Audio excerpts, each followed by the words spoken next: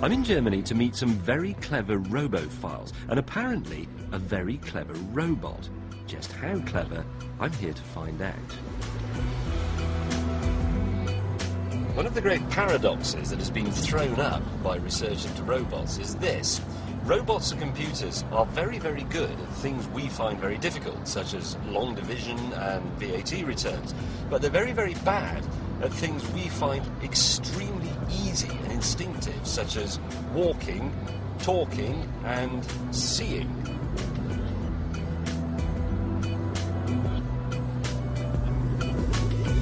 We tend not to think of seeing as a form of intelligence, but it most definitely is. It's not a simple matter of light going into your eyeballs. You also need your brain to process all the information so you know what things are, how far away they are, all that sort of thing. And we tend to forget that as children, human beings learn to see. And similarly, robots, such as my old mate ASIMO here, must learn to see as well.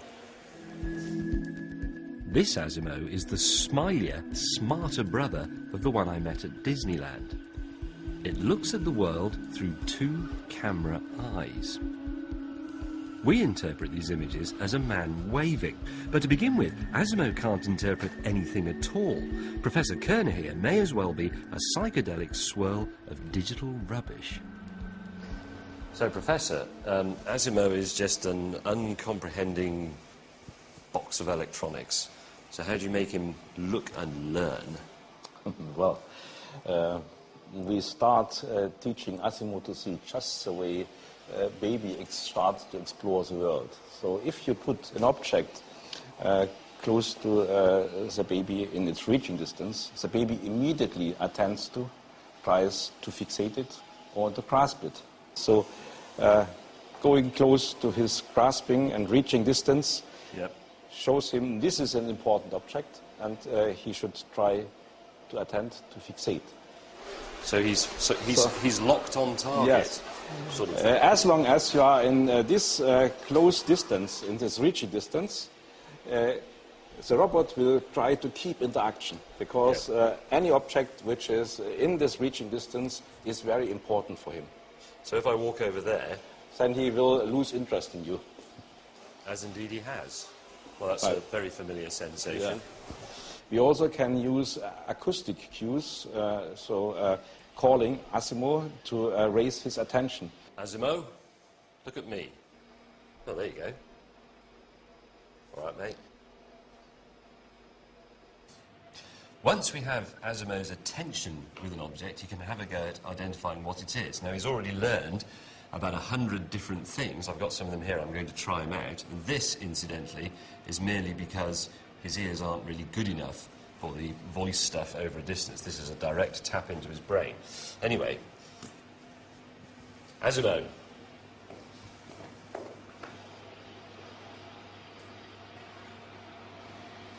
Toy duck.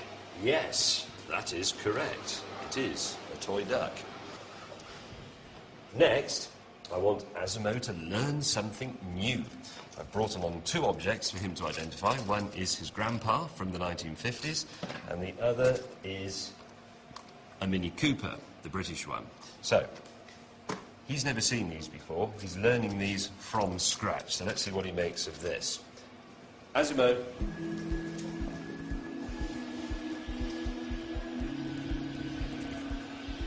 Unknown object. Grandpa. Grandpa, say, yes, this is correct, or no, this is wrong. Yes, this is correct. Okay. That means he's learned it. Now, we'll try that out later on. I'll go back with Grandpa and we'll see if he remembers who he is. Next, the Mini Cooper. ASIMO. Pay attention, it's one of the most important small cars in history. Maybe toy car. Mini Cooper. Mini Cooper. Okay. Right. Now let us see if the lads can remember Grandpa. ASIMO.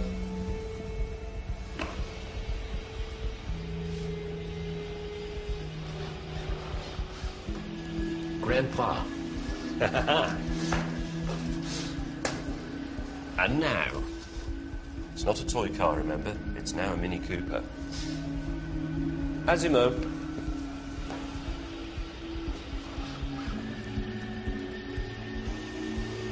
Mini Cooper.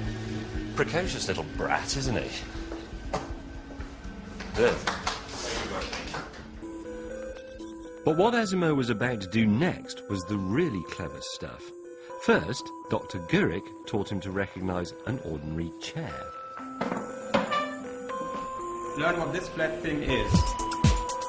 But this time, ASIMO is not just learning the shape, it's looking at certain generic properties. The chair's flat, a certain height off the floor, and so on. And once ASIMO's got it, he is to nod. We then showed it an office stool. Now we can see it's a type of chair. But it's nothing like the shape of the first one. So, will ASIMO recognise it as a chair? So he's nodding, saying yes, he recognises that as a chair. Yeah. And just to make sure it wasn't cheating, I got them to show it a table and ask if that was a chair. It's not fooled. Yeah. You saw? Yeah. Shaking. That's very good. Hold on a minute. What you've just seen is a machine making a judgment. ASIMO's identified an object it's never seen before by recognising its features and working out that these qualify it as a chair. This is an interpretative skill at a very, very basic level, but it is that rather than mere recognition. It's not shapes in slots again, it's a bit of thought. Yes, so it's basically towards some understanding of the concept of the meaning of things rather than just their appearance. Right, so is this the beginnings of genuine intelligence rather than simply programming? We are targeting for this, yes. How long until he takes over the world? I don't think this will happen. So I'm not so sure. I thought this was a pretty impressive glimpse of artificial intelligence, and the potential is mind-bending. If you can program a machine to think for itself, could you ever program a machine to have imagination like we do? In my opinion, there is a good way of putting this to the test.